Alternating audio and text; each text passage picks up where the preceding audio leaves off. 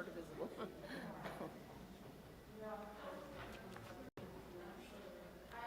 Good morning.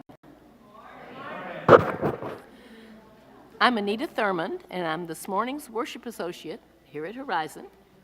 We're excited to welcome you to our worship service this morning. I'm sorry, I just touched Meredith's screen and dialed everything up, so she had to rescue it.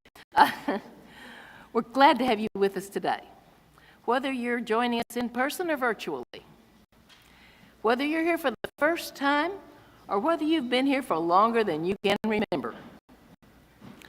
Here at Horizon, we welcome people of all faiths and of no faith in particular. Whoever you are, wherever you are on your journey, you are welcome among us.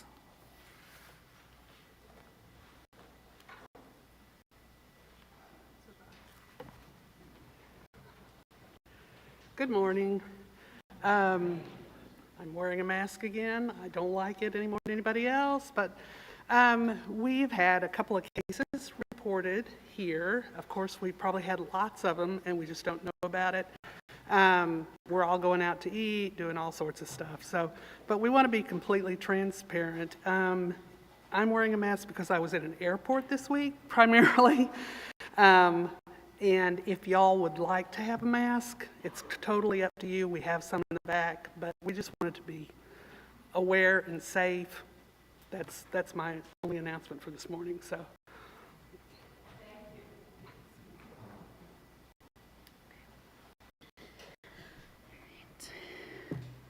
Thanks, everyone. And I have one last really quick thing to say. I want to draw your attention to this wonderful multisensory space that Lauren has created that we'll be playing with a little bit later in the worship service. But I want to let you know that we welcome all ways of participation in worship, whether that's drawing while listening or working on something with your hands, and we'll talk about that in a little bit.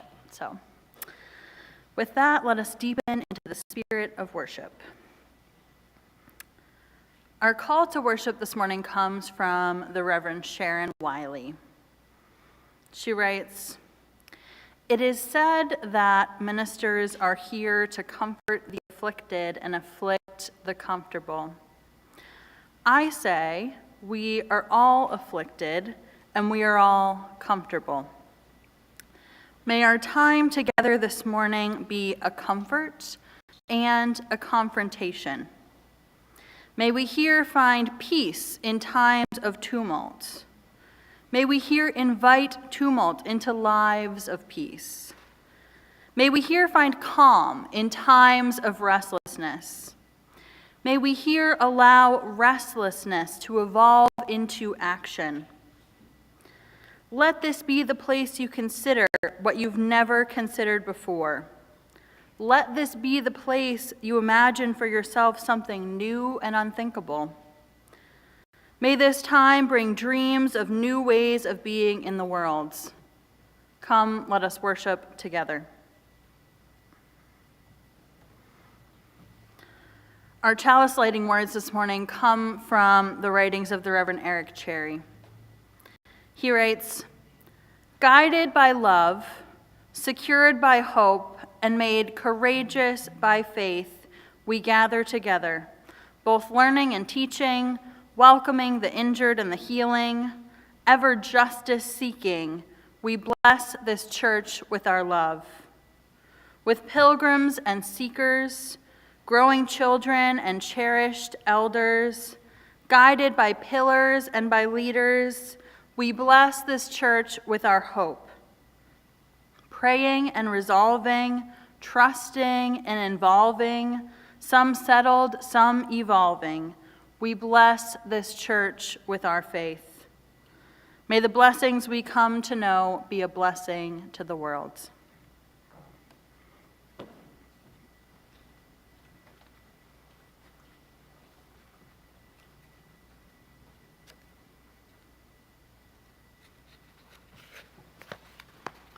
My papers do not want to separate. There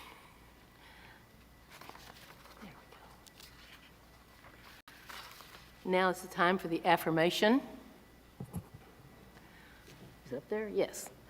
Love is the doctrine of our church. The quest for truth is its sacrament, and service is its prayer. To dwell together in peace, to seek knowledge and freedom, to serve humanity in harmony with the earth. Thus do we covenant together. And our opening hymn this morning is number 348, Guide My Feet in the Gray Hymnal.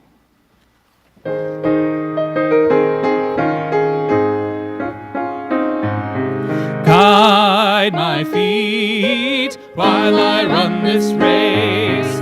Guide my feet while I run this race. Guide my feet while I run this race. For I don't want to run this race in vain. Hold my hand while I run this race. Hold my hand while I run this race. Hold my hand while I run this race. For I don't want to run this race in vain. Stand by me while I run this race. Stand by me while I run this race. Stand by me while I run this race. For I don't want to run this race in vain.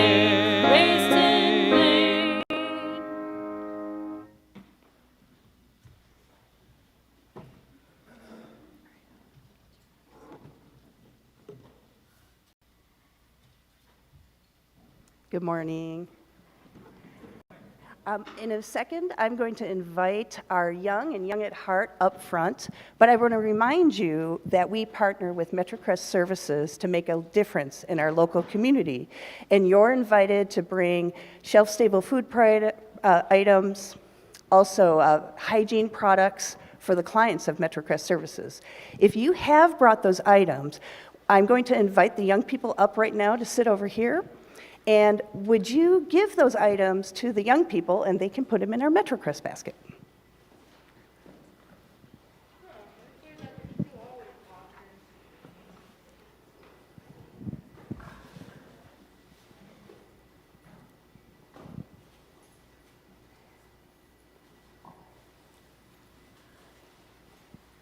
Ooh, we got lots of stuff this morning. Isn't that great? Yeah. Great job, guys. Well, hey, Meredith, Reverend Meredith, excuse me. What is this? So this is my needlework. This is something I like to do when I'm sitting and watching TV or listening to a podcast. Sometimes I need to do something with my hands in order to pay better attention. Yeah, and you know, I have something similar. Let me show it to you. I have this lavender sachet. I use it during Zoom meetings. I keep it off the screen, and I just kind of do it with my hands, and I find I'm better able to, focus on the screen. So does anybody here have anything they like to do when they're listening? I noticed that there's somebody over there doing some coloring, meditative coloring. Oh, and our keyboardist, Carmen, she likes to knit and crochet. Oh, and somebody over here crochets too. That's wonderful. Oh, and we have some more over there. Oh, so embroidery is hard. Yeah, well, that's excellent. Yeah. So when I was a classroom teacher, way back when, I noticed that students would play with their pencils or like their pencil erasers, and they would pay better attention. And then actually, we learned a little bit after that people actually pay better attention if they could do something quietly with their hands while they were listening and they were learning. And nowadays, neuroscientists tell us that this is actually a fact, that doing things with our hands actually helps us focus on what we're hearing and learning. And we know it's essential for many people to be doing something while they're listening. And do you remember those fidget spinners from a couple of years ago? Those were all the rage. Well, things like that actually really do help people focus. Yeah, bear with me. I'm going to share a really quick story. I had a teacher, I think in 5th or 6th grade, that I loved, and I was just riveted, paying attention to her every word, but I was like moving my pencil eraser around in my hand, and she came over and stopped me in the middle of class, and I was like, but I was listening. So I'm glad we now know that this actually is real. So one thing I want to share with you is that sometimes worship is like being in a classroom. So we in Unitarian Universalism, we have inherited this kind of worship style of sitting and listening from our Protestant ancestors. So we still sometimes sit and listen, but we break it up with times where we might sing or move around. But part of it is learning how to listen. So we understand that sitting and just listening to people talk for a long time might not be the best way for everyone to learn things. So we want to give something else to do at the same time. And to continue to make worship even more accessible to people, we have created a hands-on worship center that I already see 2 people taking advantage of, which is great. Amazing. It's over there by the AV booth, and it's going to be up during the summer and perhaps continue into the fall. And so let me show you some of the things. So some of the things that you can do at that center are meditative coloring. You know, sometimes we call it adult coloring, but it's for everybody. This one happens to be for Juneteenth, because today is Juneteenth. There are simple things that you can use with your hands, like these chenille stems. I mean, just twisting them and playing with them in your hands helps you concentrate. There's things like weaving. This is a friendship bracelet pattern. And then there's just like soft objects to squish with your hands like this. And yeah, do you recognize this is from Sonic? But anyway, and so other things are up there. There's lots of things for you to discover, and it'll be changed out every couple of weeks so that there's always something new. So in addition to offering more inclusive ways that people can worship, the center will also be a place where young people can spend the whole service, or if families want to sit over there together. We often say that faith is taught, wrought, and caught. Faith is taught in class, for instance, wrought through personal reflection, and caught when all ages are gathered together, like in worship. That's one of the reasons I'm a minister today, is that I sat every single Sunday and watched. So it's amazing how much we learn by being in a Unitarian Universalist community together. And our new hands-on worship center will help everybody to deepen their faith. So thank you, Lauren. And so when you're in the center, we still are listening to the worship service. If the worship leader asks us to rise as we are able, we do so if we can. And then when you're done, like if you're getting dismissed to class or the worship service is over, please put your items back away. And everyone is welcome to take advantage. I know it seems like, oh, it's only for kids, but no, adults need help concentrating too. I mean, it's a lifelong endeavor, learning how to listen. Yes. And we just hope that the center is meaningful for you and useful. And so, thank you for participating. Thank you for listening. And we're going to go ahead and sing our young folks out to their classes. Thank you so much.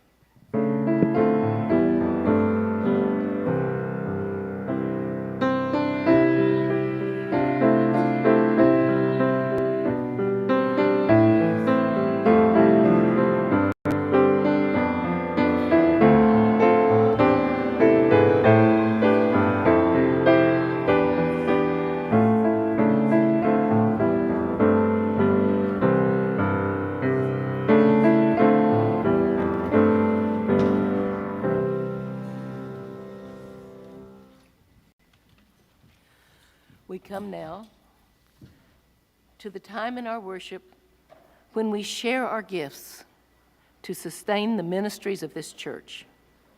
The offering will now be joyfully given and received.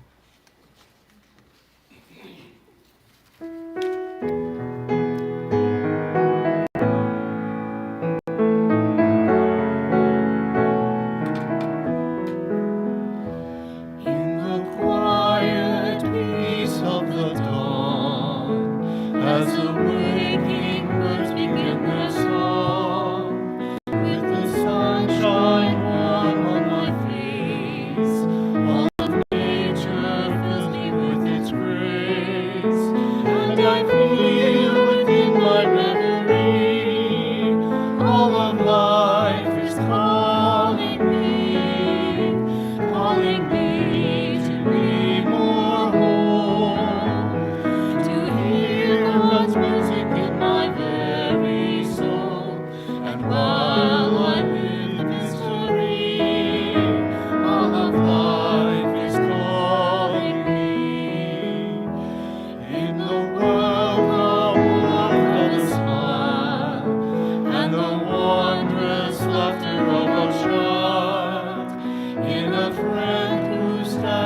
by my side, or a homeless stranger passing by. In the eyes of everyone I see, all of life is calling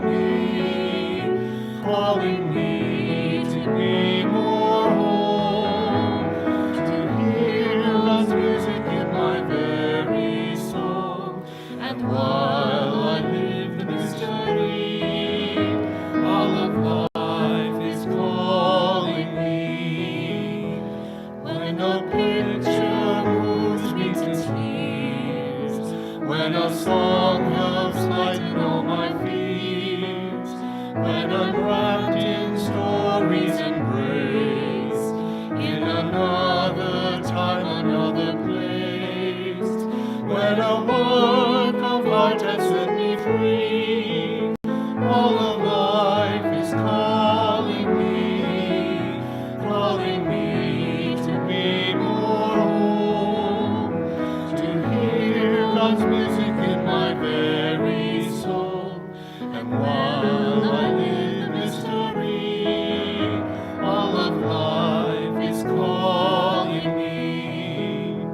And when death steals soft from the room, where a life is ended far too soon, though the sorrow tears me apart, I'll remember how love touched my heart in this precious gift of memory. All of life is calling me to be more whole, to hear God's music in my very soul. And while I live mystery, all of life is calling me.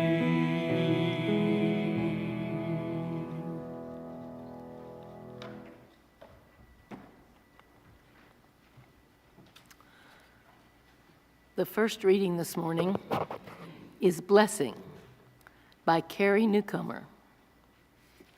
May you wake with a sense of play, an exultation of the possible. May you rest without guilt, satisfied at the end of a day well done. May all the rough edges be smoothed, if to smooth is to heal, and the edges be left rough, when the unpolished is more true and infinitely more interesting. May you wear yours like a well-tailored coat or a brave, sassy scarf. May every year yet to come be one more bright button sewn on a hat you wear at a tilt. May the friendships you've sown grow tall as summer corn, and the things you've left behind rest quietly in the unchangeable past. May you embrace this day, not just as any old day, but as this day, your day, held in trust by you in a singular place called now.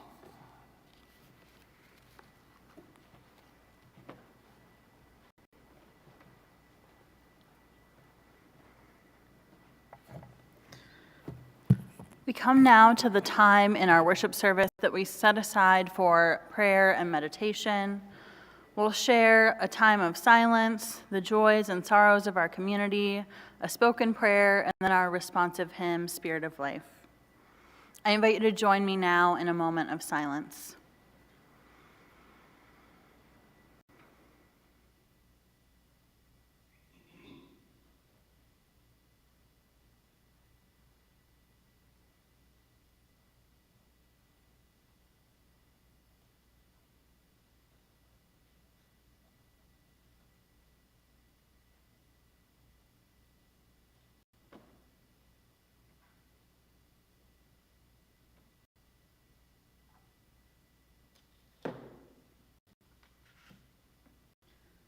This morning, we share a joy for the end of spring and the beginning of summer.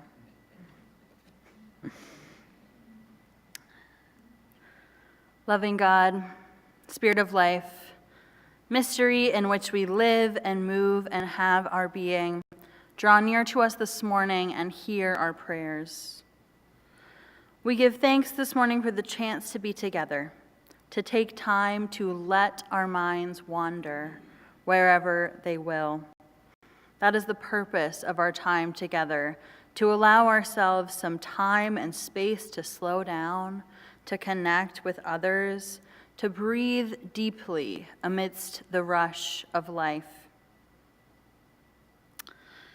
Today is Father's Day, and we give thanks for all who do the work of caring, who model responsibility for others, who show love.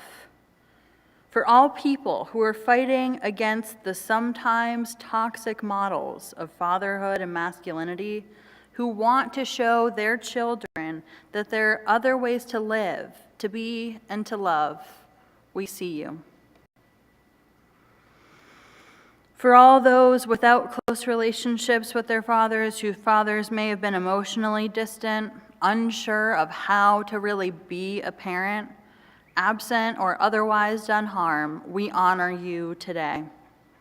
You are welcome here amidst the complexity. We have gathered this morning to wonder about stories of liberation, to remember that not so long ago on this day, people were made free from literal chains. And yet there is so much more to do, always more to do, and it is ours to do. Let us always hold close that spirit of curiosity, that desire within us to find out. We pray for all these things and those left unspoken in the silence of our hearts. May it be so. Amen. I invite us to remain seated and join in singing our responsive hymn, Spirit of Life. It's number 123 in the gray hymnal.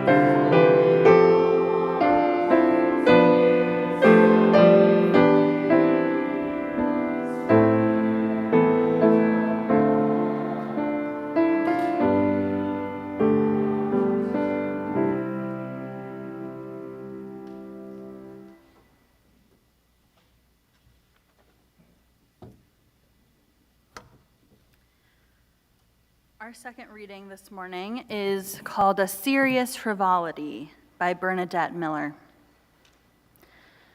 Savoring the substance of existence is a serious frivolity. Someone must do it.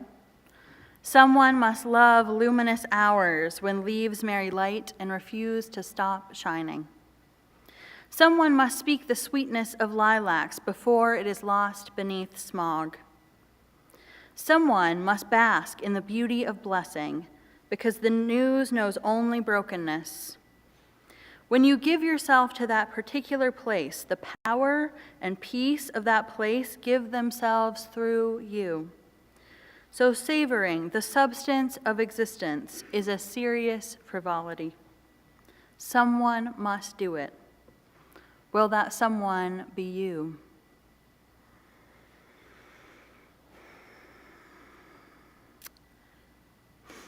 So this is my last Sunday in the pulpit for a while, and therefore this will be my last time talking with you about blessings. This weekend, many are celebrating Juneteenth, celebrating the blessing of freedom from oppression. Others may have different experiences, but I don't remember hearing much about Juneteenth until a few years ago. So here is a little bit of quick history in case you're unfamiliar. Though Abraham Lincoln issued the Emancipation Proclamation on January 1st, 1863, enforcement, of course, was dependent on the advance of Union troops through the Confederacy, and this took time. Throughout the Civil War, planters and other slaveholders sought refuge in Texas and brought enslaved people with them. So Juneteenth commemorates the date, June 19th, 1865, that the Union general and troops arrived in Galveston, announcing that they were there to enforce emancipation of enslaved people in Texas. So today, those of us who are white both celebrate the blessing of freedom for oppressed people and also grapple with the role of whiteness in this history. It is a day when we acknowledge and celebrate and also remember the wrongdoing that has been present throughout American history.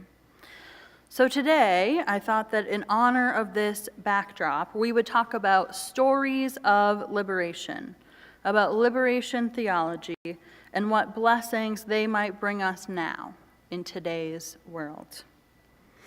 So as we begin this morning, pretend you're trying to find a place on Google Maps, and we're going to begin really zoomed in on the local area. And then we're going to zoom way back out to see the big picture, and then we're going to go back in, hopefully with a different view. So there have been questions in Unitarian Universalism for quite a while now about the direction of the future of our faith. It won't surprise you if you've been around for a while that people are not necessarily in agreement about what that direction should be. Imagine that, UU's not agreeing.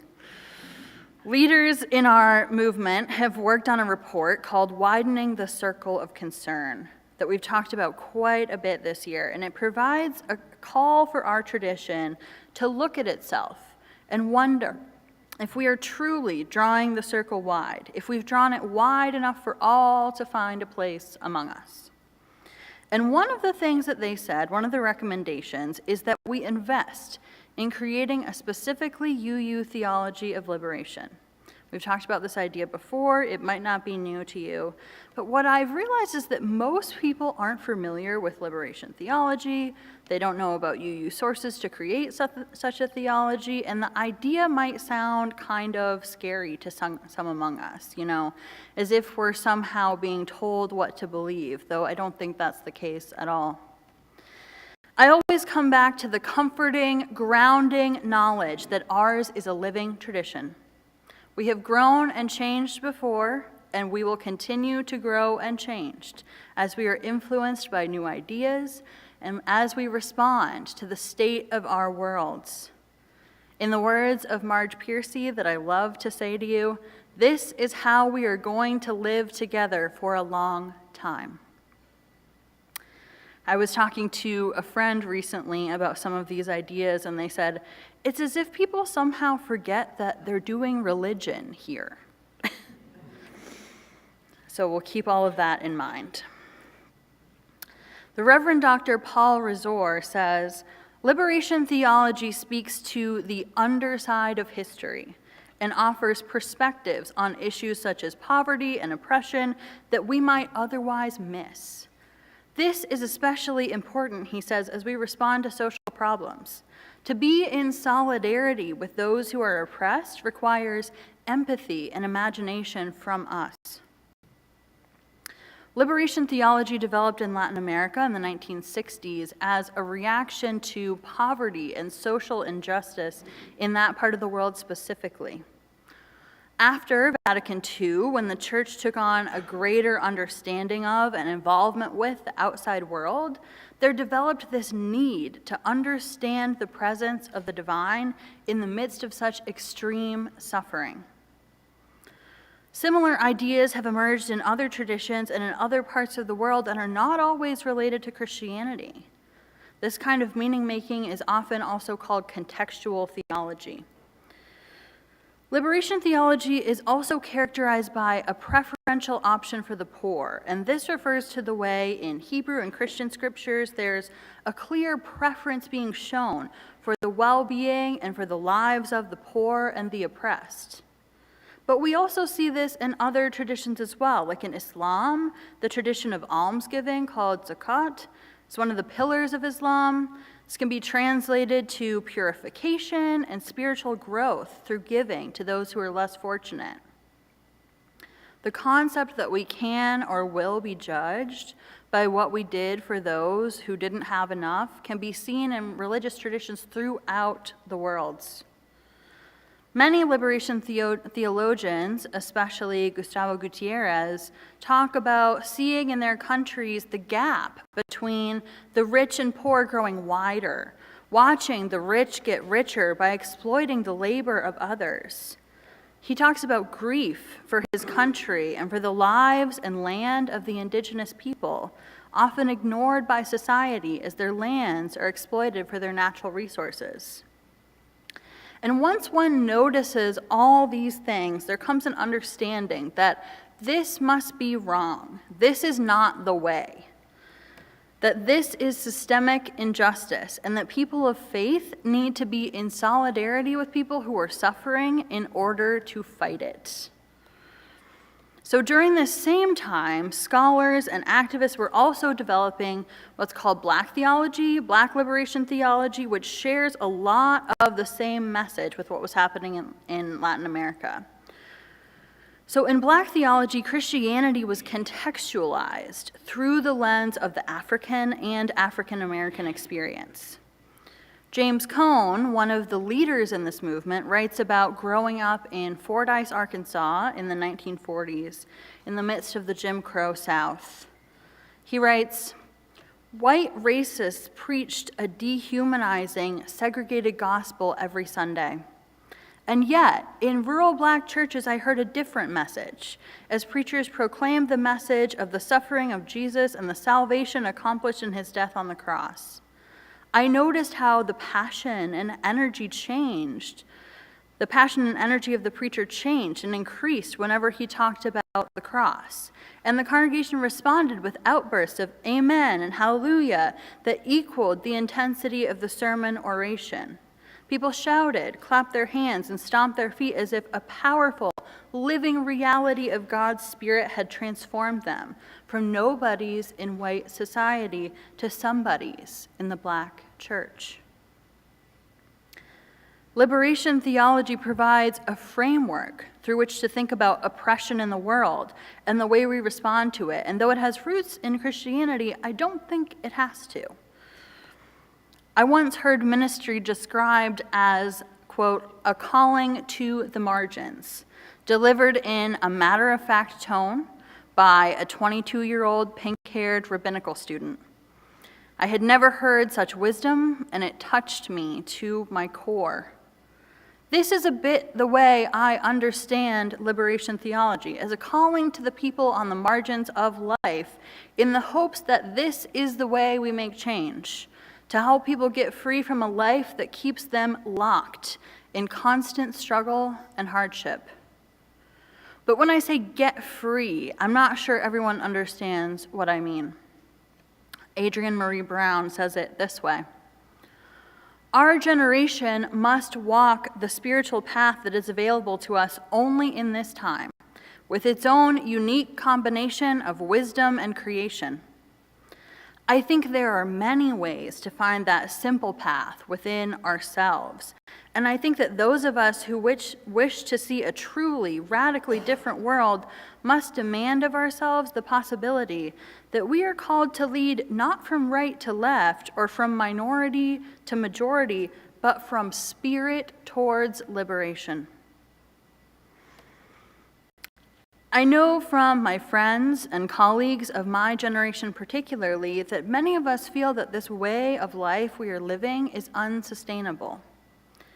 Many of us live with student debt and are unable to attain the traditional markers of adulthood, like owning a home. We might desire children, but fear the task of raising them without a village, with the rising costs of childcare on top of everything else. We wonder, what kind of life could we offer? We are forced to work more and more to support ourselves, and then we hear about balance and self-care. And of course, in my opinion, and you don't have to share it, much of this can be traced to capitalism, and this kind of stress and strain is happening to all of us at different levels in different ways. We know that a different way of living is possible, and this is what the idea of liberation speaks to. But it is hard.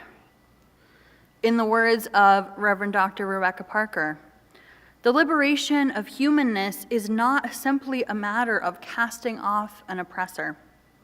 It involves recollecting, rediscovering, and re-engaging powers of the soul that have been silenced, suppressed, split off, or denied by dehumanizing social systems. Paulo Freire, in his work Pedagogy of the Oppressed, says this: one of the gravest obstacles to the achievement of liberation is that oppressive reality absorbs those within it and thereby acts to submerge human beings' consciousness. Functionally, oppression is domesticating. To no longer be prey to its force, one must emerge from it and turn upon it.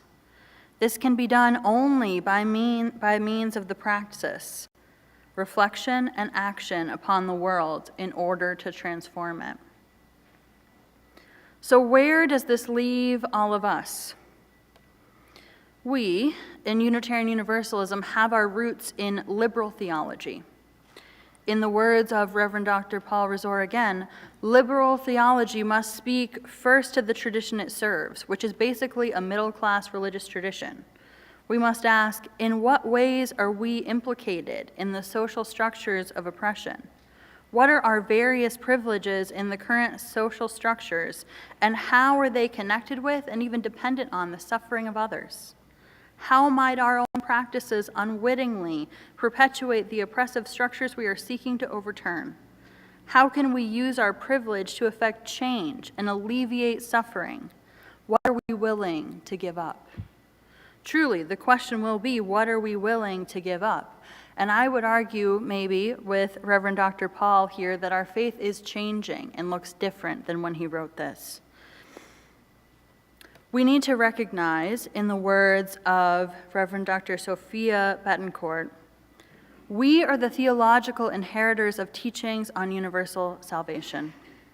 There is no winnowing out of the supposedly unworthy that can be named sacred among us.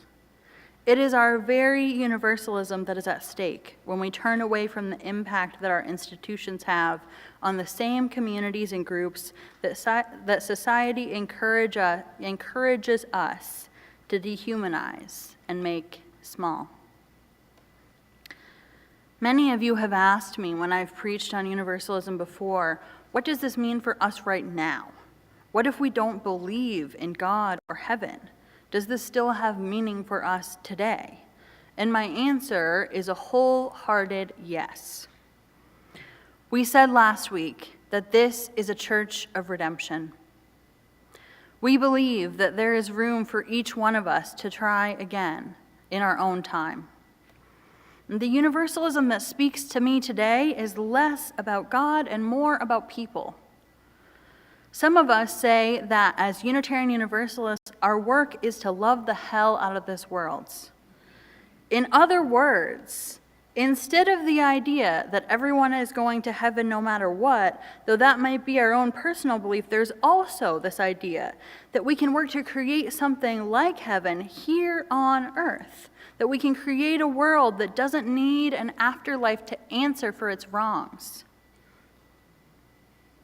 Pema Chodron speaks to this experience of uncertainty, of trying to move our faith forward in a way that has captured my heart. She writes, moving into our experience, whether it's the opening experience of love and compassion or the closing down experience of resentment and separation, brings us an enormous sense of freedom. The freedom of nothing solid. Something about nothing solid begins to equal freedom. In the meantime, we discover that we would rather feel fully present to our own lives than be off trying to make everything solid and secure by engaging our fantasies or our addictive patterns. We realize that connecting with our experience by meeting it feels better than resisting it by moving away. Being on the spot, even if it hurts, is preferable to avoiding. As we practice moving into the present moment this way, we become more familiar with groundlessness, a fresh state of being that is available to us on an ongoing basis. This moving away from comfort and security, this stepping out into what is unknown, uncharted, and shaky, that's called liberation. So where do we see blessing in all of this? Where is the natural goodness that we recognize? When I was researching for last week, I used Sharon Welch's book, A Feminist Ethic of Risk. It was a gift from my mother some years ago, her old copy, one of her favorites. And now the binding is destroyed and pages fall out, both with her notes in the margins and with my own, 20 years later. I heard in Welch's book echoes of things my grandmother would talk about, and it felt poetic, as if to say that the generations are still speaking across time. But I also discovered an essay she wrote in the early 2000s called Return to Laughter, and she talks a lot about blessing. She writes, "We are not the first to suffer and fail, and we will not be the last. We are not the first to also embody a measure of justice, and we will not be the last. To see the world through the lenses of compassion and empathy, to create our world with this passion for life-affirming justice is not a duty, a demand, an obligation, or a sacrifice. It is rather a blessing and a gift. This life of seeking justice does have costs, but the ability to respect others enough to have a passion for it, the ability to mourn and rage our own suffering and that of others, is not an onerous task, but a rich legacy. Its source is not our own achievement, but the gift of generations who shaped us, the ancestors who gave ethical and aesthetic form to the energy of life." She asks, what would it mean for our organizing if we began with the premise that our passion is not our achievement, but a gift? What if we realized that caring about injustice is not the result of our astute socio-political analyses, our compassion, our courage, and our will, but the result of being loved, recognized, and seen by others? I asked last week, think about who you love and who loves you. Longing for justice, mourning and raging in the face of injustice is the gift of the ancestors. It is the gift of all our relations. What would it mean if we focused on the blessing of respect? I do not know, but I want to find out. When we acknowledge the strength and dignity of others, when we empathize with the suffering of others, when we cast our lot in acts of creating justice, ourselves are enlarged by the blessing of openness, the blessing of an open heart, and the blessing of an enlivened imagination. So I'm stuck this morning on that line, I do not know, but I want to find out. For me, this is the blessing of stories of liberation. They push before our eyes all that we do not know, and there is so much that we cannot know or understand. They force us into that spirit of finding out, of listening to the experiences of others, of creating something new out of the uncertainty that Pema Chodron names. It pushes us to wonder, in the words of Paul Resor, what we might be willing to give up for the benefit of others. So I do not know, and I want to find out. And let that spirit ring through you until we meet again. May it be so. Amen. I invite us to rise, either in body or in spirit, and join in singing our closing hymn, The Fire of Commitment.